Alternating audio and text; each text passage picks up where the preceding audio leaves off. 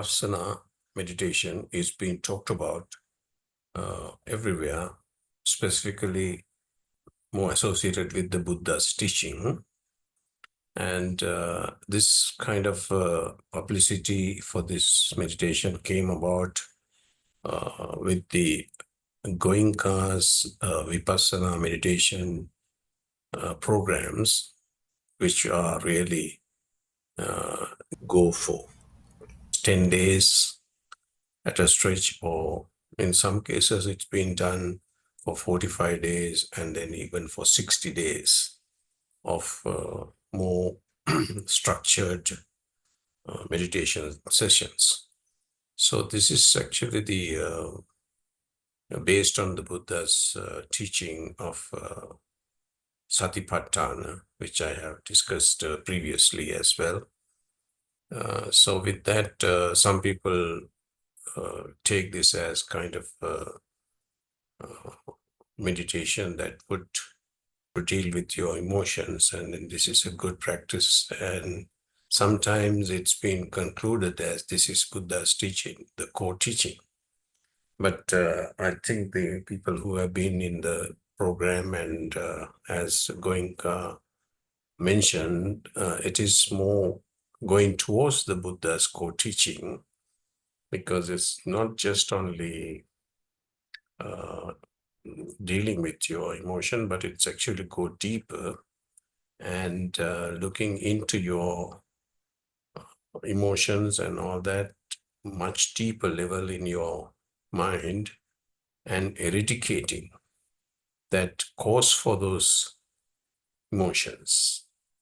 By doing that, you will realize the first noble truth, that out of 4 noble truths, the first noble truth, which is that really to identify yourself is just a image, or it's a conceptual image that you created, but you go beyond that and understand that non-self nature.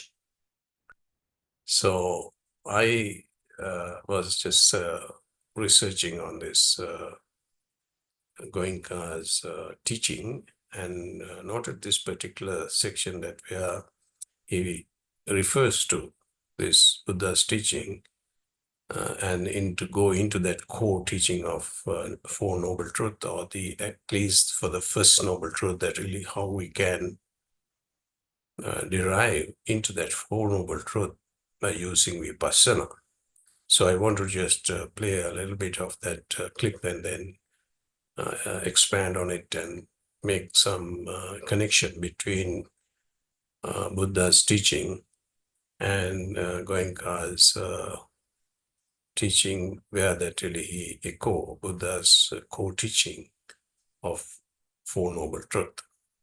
You are training the deeper level of your mind not to react, and it never reacts to outside object. The deeper level of the mind has nothing to do what you heard, or what you have seen, or what you have smelt, or what you have tasted, or what you have touched, or what you have thought, nothing doing. This deepest layer of the mind is constantly in touch with the body sensation. Of course, with all these outside objects, when they come in contact with the sense doors, they create a sensation, because this part of the mind, when it gives evaluation, good, bad, that kind of sensation starts in the body. Yeah, I wanted to emphasize that Goenka is mentioning all these, whatever we perceive from the 5 senses, might be able to control those, and then you might be able to let go of that. But still, when within you, inside, in your mind, the deeper level of your mind, there are some other level of compulsions, like, greediness, or the attachments, or the aversion, or the friction. Those kind of very deep-rooted emotions might stay with you still, but you need to let go of those as well. So you have to identify that part. That is what is mentioning, and then that deeper level of that mind, of our mind, would create misery. So that's what he's trying to say here. This mind, the deepest level of the mind, only feels body sensations, experiences body sensations, and keeps on reacting day and night, day and night. How to change the behavior pattern of the deepest level of the mind? The whole exercise is for this purpose, to change the behavior pattern of the root level of the mind.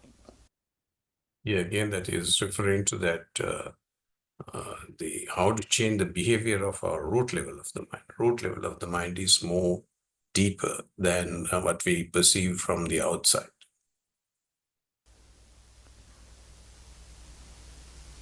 There is misery, of course, it cannot be denied. Misery is there. How to come out of misery?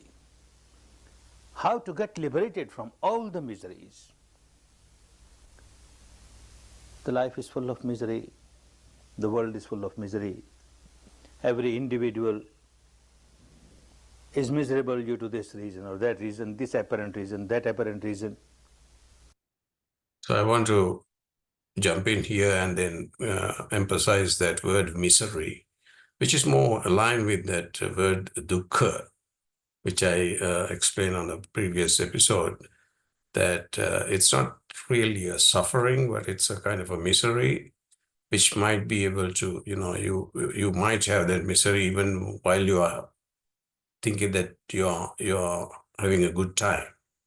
So that is what it's more closer, but still I would emphasize that really the word for this changing nature in this world is to be translated as, or to keep that original word of dukkha.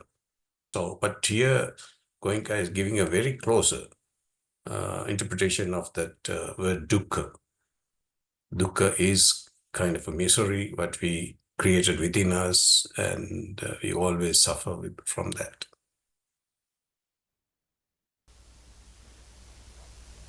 First important thing is to accept the truth that there is misery and misery is universal. And not merely accept it at the intellectual level, learn how to observe misery as misery. Very good point here. So you have to accept that the whole life or the whole this world brings you the misery. Although you might think that it brings some happiness, but it is again the short-lived satisfaction. So, but it's again become misery, because when you lose that, it becomes a misery. So that first thing is that to accept that. And then what we mentioned, really observe it as a separate object.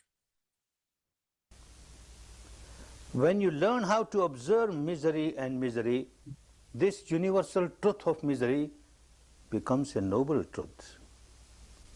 That's a very good point I want to bring up, that is talking about this. When you accept that misery as misery, is bring up the noble truth.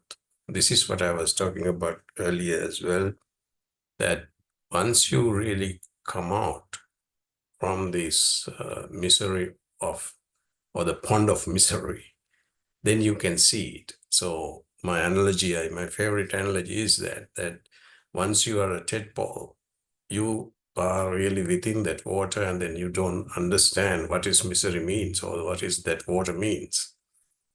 Once you come out from that or transform into a frog, then you come out from those misery and then see or look at that misery as misery.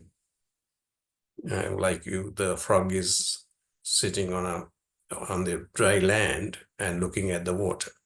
Similarly, that's what he's emphasizing, that you need to come out from this misery or look at this misery as object, accept it.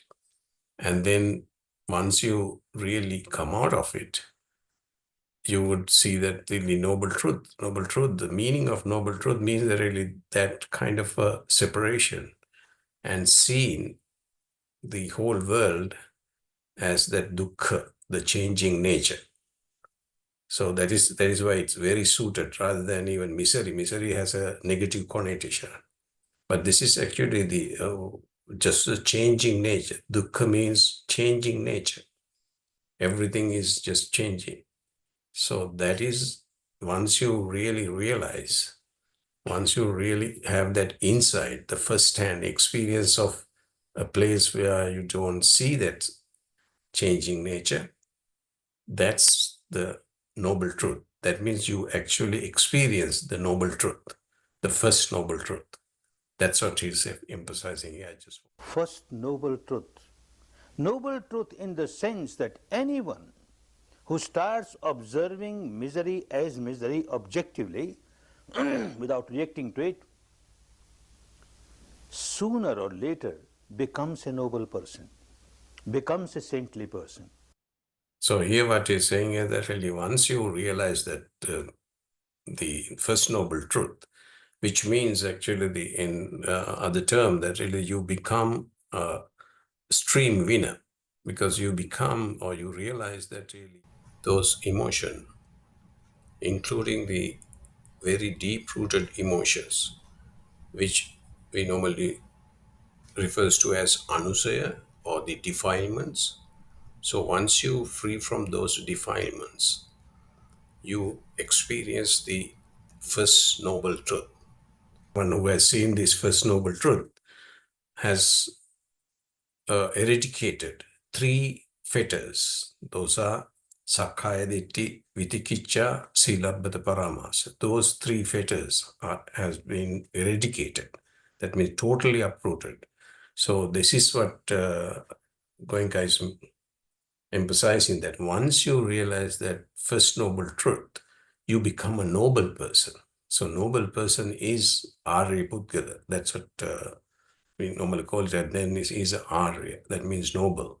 So that means he has let go of individuality, or the actually your ego, or the personal view was being taken off, is being diminished. So that is what he's referring here. Becomes a liberated person, becomes an enlightened person. This is the first step. Accept the reality of the misery and start observing it. Observe it, don't react to it. Just observe. Just observe.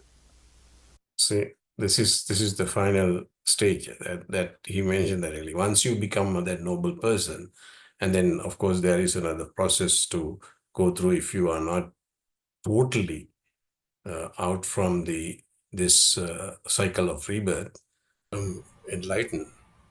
But I have come across many practitioners who have gone through this Vipassana meditation practices, Vipassana program, having difficulty of continuing, or having difficulty of realizing the first noble truth. So what I understood was that it happens because of that many people are hanging into this experience that they have gained through this long process, and either mistakenly think that is the final results, or somewhat people are uh, clinging to this level of comfort, tranquility. So I think there are little bit more to do on this, and Buddha has mentioned that as the different layers or different steps of enlightenment, as Sotapanna, or the actually the stream winner, and then once returner, non-returner, and the enlightenments, and then the path to those enlightenments.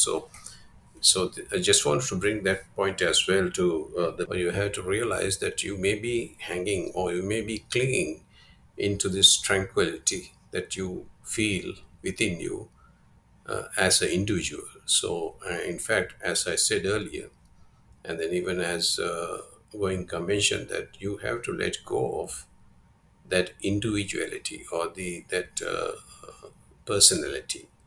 So then it will you will see the first noble truth. So a few number of practitioners who has gone through this long retreat have come to me and then asked the question that really why they are not seeing the that first noble truth. Or what they mentioned was that really after that long retreat, they had a tranquility in their inner self, but it faded away after a while. And then some people actually gone back and then did the same retreat, sometime a longer period, like 45 days and 60 days. But still, they don't see the benefit or the actual result of that transforming into the stream winner stage.